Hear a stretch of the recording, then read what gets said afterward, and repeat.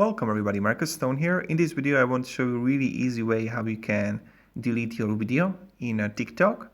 So let's say that you recorded a video and you got it here and you're like, oh my god, I need to delete my video fast. I don't want anyone to see it. So what you want to do is just click on your video, go on the dots on the right side, and you can see it here. But what you can do is just scroll to the right side and you will have a delete button here. And that's how we do it. So thank you very much everybody for watching. If you enjoyed this video, you can support me with subscribe. I'll be really thankful for that. And also write me in the comments if you have any questions about using TikTok and how to use it, and I will make a tutorial on that. So again, thank you. Have a great day and be successful on TikTok because you deserve that. See ya in the next video.